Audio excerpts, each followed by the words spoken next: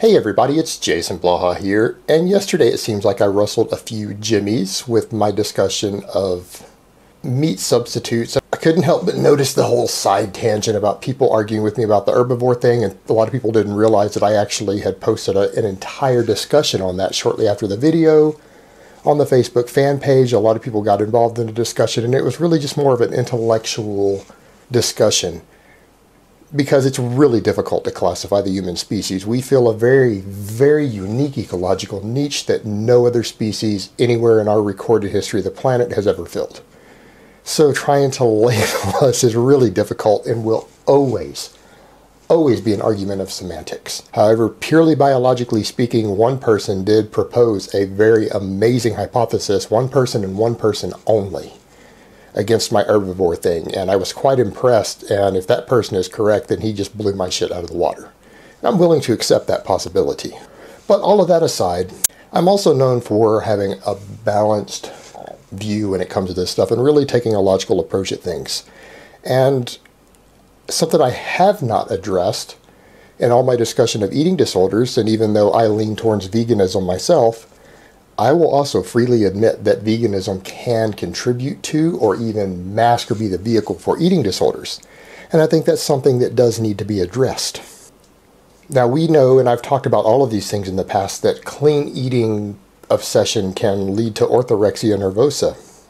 I pointed out that body image disorders and even tracking macros, which are carbs, fat, protein, calories, etc., excessively can absolutely be a vehicle for people who are predisposed to this, to things like anorexia nervosa, bulimia, other types of various binge and purge behaviors, social anxiety around their food. So these things, we need to be aware of this, because fitness is about all-inclusive fitness, not your body composition, and that includes your mental health and everything else. And so if you're developing mental disorders as a result of, or in combination with your fitness lifestyle, it's not really helping your fitness a whole hell of a lot. And veganism and vegetarianism, like all these other things, absolutely pose a potential risk for this that you need to be aware of. And the biggest one is the risk for developing orthorexia nervosa, which is an obsession with good versus bad foods. Now, veganism becomes really interesting trying to classify there, because normally the idea behind orthorexia is people developing an obsession, and a negative obsession, with classifying their foods in good and bad categories in terms of health, and having foods that they never, ever eat, and are obsessed with not eating because they feel that it's morally wrong for them to eat something unhealthy.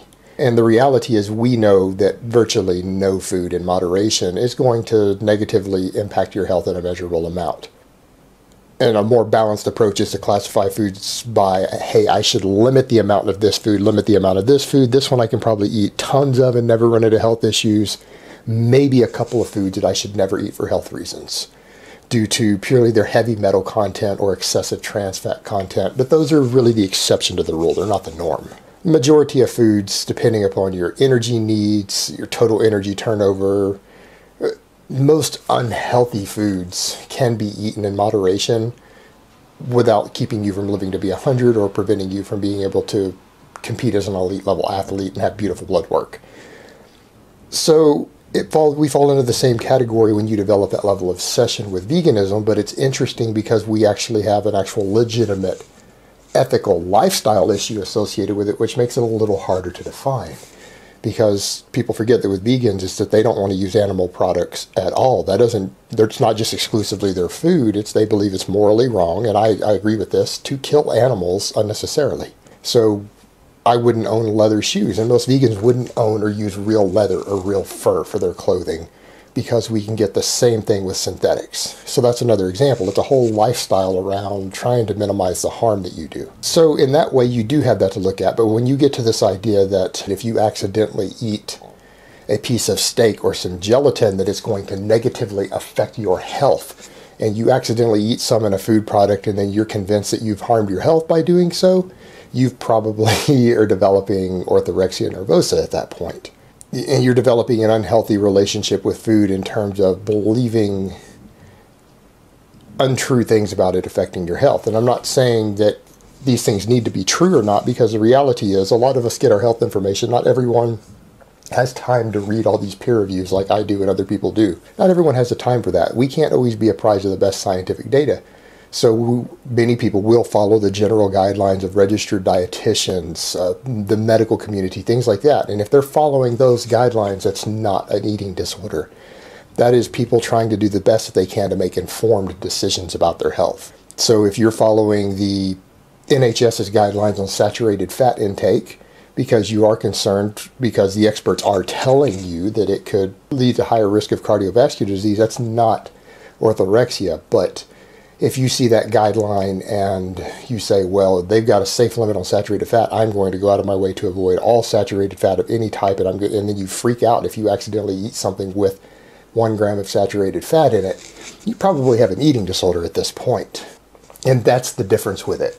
Now, the other issue that we see is that, and this is really common with women, and this is something we're seeing, is that because veganism and vegetarianism is becoming more socially acceptable, it is oftentimes used as a way to mask anorexia.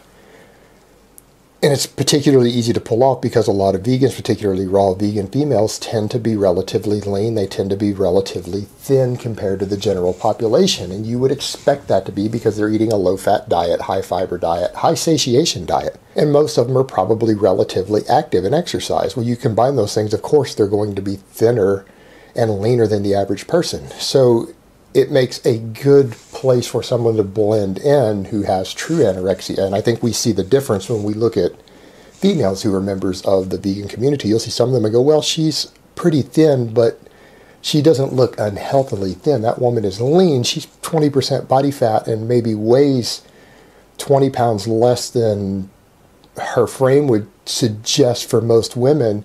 But that's not a sign of bad health. If anything, she's very possibly in good health, particularly if she's active. She's just lean and thin. But we'll see others who, and I've seen some, and there's even at least one on YouTube, who really and truly does look emaciated.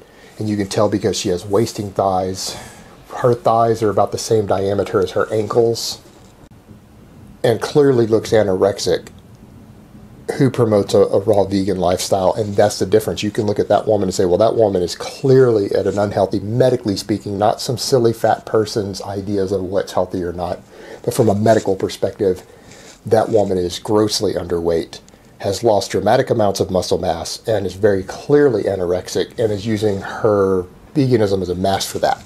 So that is something that we need to be aware of, is that these things, because it is easy for people with these eating disorders to blend into some of these more extreme diets and lifestyles without alerting as much attention because they're more socially acceptable than their eating disorder is. They can use it as a mask sometimes. And so if you're going into a vegan lifestyle because you want to be ultra thin and you're really obsessed with being really skinny, and it gives you a vehicle to really dramatically eat very, very low calories, sustain a very low calorie diet without losing your sanity quite as much, and then to get thin and still blend in okay, because if you start getting really thin on a vegan diet, a lot of other thin vegans may not consider it an issue, that this does become a problem. So it is something to be aware of, and these are the potential downfalls of doing something that would otherwise I would consider to be an ethical thing, a good thing that you are doing, to just try to be a better person and live by your own ethics. But for people who are predisposed to certain types of eating disorders, and many people in the fitness world are, the fitness world draws in people with body image disorders and eating disorders in large numbers, and you need to be aware of that tendency and step back and assess those things and make sure that your lifestyle choice that you're doing for a really good reason isn't causing you mental and potentially physical harm in the long run. Alright guys, but that's really all I have to say on that today. I hope it has been informative, and I will talk to you guys next time. But let me give you guys a bicep shot before I go.